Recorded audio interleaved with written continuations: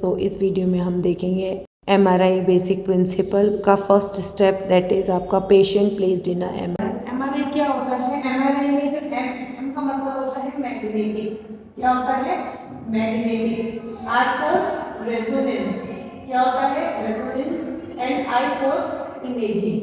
ठीक है, तो एमआरआई का मतलब होता है मैग्नेट की मदद से ये रेजोनेंस। रेजोनेंस मतलब होता है फ्रीक्वेंसीज की मैचिंग करवाना। मैग्नेट की मदद से दो फ्रीक्वेंसीज को मैच करके जो इमेजिंग करते हैं उसे हम बोलते हैं एमआरआई। ठीक है, तो बेसिकली जो हमारा एमआरआई है वो वर्क किस पे करता है, कौन से प्रोटॉन पे वर्क करता है? तो आपका जो एमआरआई है it works on hydrogen proton. किस पे वर्क करता है ये? हाइड्रोजन प्रोटॉन पे वर्क करता है।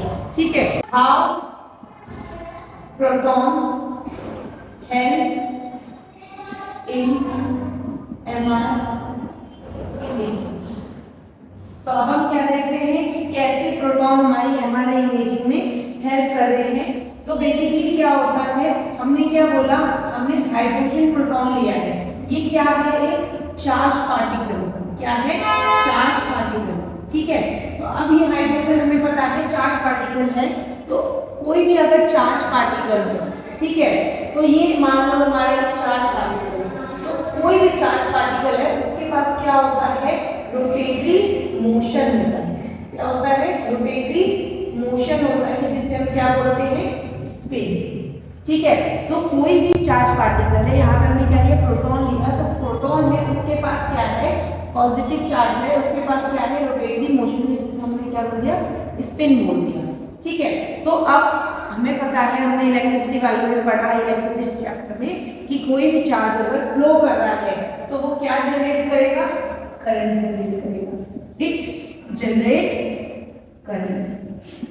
ठीक है, इट जनरेट करंट। तो अभी तक हमने कैसे पढ़ा कि जो हमारा प्रोटॉन कैसे हेल्प कर रहा है? तो चार्ज पार्टिकल है, उसके पास रोटेटरी मोशन है, इसीलिए वो क्या कर रहा है? जनरेट कर रहा है करंट को। और कहीं पे भी अगर करंट है तो वहां पे क्या होगा? It generate small magnetic field, जिसको हम क्या बोलेंगे? Magnetic dipole movement. ठीक है, तो हमने क्या बोल दिया उसे? Magnetic dipole movement. Magnetic dipole movement क्या होता है? प्रोटॉन है, प्रोटॉन के पास रोटेटरी मोशन है, रोटेटरी मोशन की वजह से वहां पे करंट जनरेट होगा, वहां पे स्मॉल मैग्नेटिक फील्ड है, जैसे हमने क्या बोल दिया? Magnetic dipole movement. तो बेसिकली क्या होगा एमआरआई में जब हम जाएंगे तो बेसिकली क्या होगा, हमें एज्यूम कर लेते हैं ये हमारी बॉडी है। ठीक है, ये without magnetic field, without external magnetic field, and ये विद मैग्नेटिक फील्ड। ठीक है, हमने एक बॉडी इमेजिन कर लिया। तो क्या होगा हमारी बॉडी में ना, जो प्रोटॉन्स है लाइक हाइड्रोजन प्रोटॉन है, नॉर्मली रैंडमली अरेंज होते हैं, मतलब किसी भी डायरेक्शन में वो अरेंज होते हैं, उनकी कोई भी डायरेक्शन नहीं होती है। ठीक है, ये हमारी बिना मैग्नेटिक फील्ड, जब हमने एक्सटर्नल मैग्नेटिक फील्ड मतलब हमारे मशीन में नहीं है, तो हमारी बॉडी में जो हाइड्रोजन प्रोटॉन है रैंडमली अरेंज होंगे, लाइक उसके पास मैग्नेटिक फील्ड होगा लेकिन वो थोड़ा बहुत होगा। लेकिन जैसे ही हमने पेशेंट को किसमें डाला? एमआरआई मशीन में डाला, तो हमने क्या किया? मैग्नेटिक फील्ड उस पर अप्लाई किया।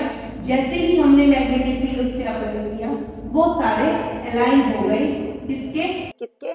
जो मेन मैग्नेटिक फील्ड हमने दिया है पेशेंट को, उसके अलाइन हो जाएंगे पैरेलल और एंटी पैरेलल। ठीक है, तो अगर हम इसे ग्राफ फॉर्म में देखें कि क्या होगा, ठीक है, तो अब हम देखें अगर ग्राफ फॉर्म में, तो लाइक हमने जो मैग्नेटिक फील्ड अप्लाई किया, हमने कहाँ से किया? बी नॉट से किया। ठीक है, मतलब बी नॉट क्या है? ये लॉन्ग एक्सिस है। ठीक है, जिसको हम क्या बोलते हैं अगर हम बात करें तो? Z axis. ठीक है, तो ये जेड एक्सिस का पॉजिटिव साइड और ये जेड एक्सिस का नेगेटिव साइड। तो क्या हो गया? प्रोटॉन कहाँ अलाइन हो जाएंगे? ऑन दी जेड एक्सिस पे।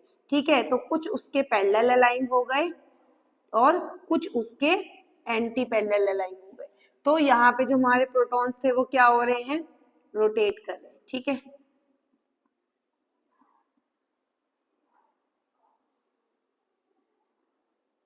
अब क्या होगा? ये अलाइन हो गए। अलाइन होने के बाद क्या होगा, हमने क्या बात की कि जो प्रोटॉन है, प्रोटॉन के पास क्या है, स्पिन है, मतलब जो प्रोटॉन है उसके पास क्या है, स्पिन है। तो जैसे ही वो क्या होंगे, मैग्नेटिक फील्ड के पैरेलल अलाइन होंगे, एंटी पैरेलल अलाइन होंगे, तो वो जो एक्सिस ऑफ रोटेशन है, जो एक्सिस पे अलाइन हुए, वो उस एक्सिस पे भी रोटेट करने लगेंगे और यहाँ पे वो कोन का फॉर्मेशन करेंगे। तो ये जो एक्सिस ऑफ रोटेशन है उसे हम बोलते हैं प्रिसीशन। एक्सिस ऑफ रोटेशन हो रहा है, मतलब जो एक्सिस पे वो रोटेट कर रहे हैं। लाइक लट्टू देखा है, लट्टू जब एक्सिस पे रोटेट करेगा, वो ऐसी वाली जो मोशन होगी उसे हम बोलते हैं precision.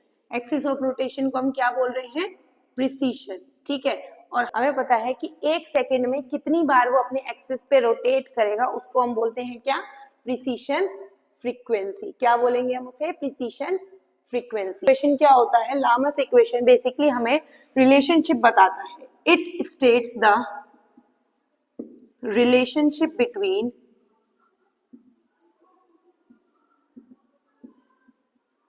Between precession frequency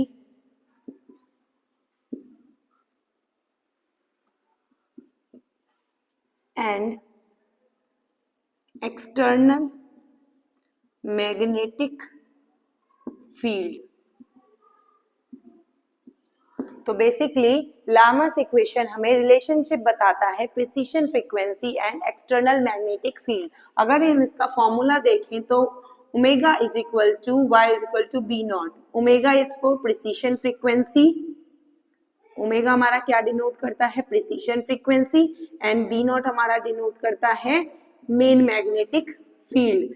like जितना ज्यादा मैग्नेटिक फील्ड होगा, लाइक जितनी ज्यादा स्ट्रेंथ की मैग्नेटिक फील्ड होगा, ये रिलेशनशिप हमें क्या बताता है, जितना ज्यादा मैग्नेटिक फील्ड होगा उतना ही ज्यादा एक्सिस ऑफ रोटेशन होगा, किसका, प्रोटॉन्स का। लाइक वो उतना ही ज्यादा क्या करेंगे, अपने एक्सिस पे रोटेट करेंगे और उतना ही ज्यादा वो कोन फॉर्म करेंगे। तो वो जो रिलेशनशिप बताता है वो हमें लामस इक्वेशन बताता है कि जितना ज्यादा प्रिसीशन फ्रीक्वेंसी उतनी ज्यादा मेन मैग्नेटिक फील्ड होगी। तो ये आप वीडियो देख पा रहे हो, इसमें आप प्रिसीशन फ्रीक्वेंसी देखोगे। ठीक है, इसमें आप देख रहे हो ये जो एक्सिस ऑफ रोटेशन हो रहा है इसे हम प्रिसीशन फ्रीक्वेंसी बोल रहे हैं। तो अब देखो ये प्रिसीशन फ्रीक्वेंसी हो गया। तो अब जो फ्रीक्वेंसी है, फ्रीक्वेंसी को कभी भी हम किस में मेजर करते हैं, हर्ट्ज में मेजर करते हैं। ठीक है,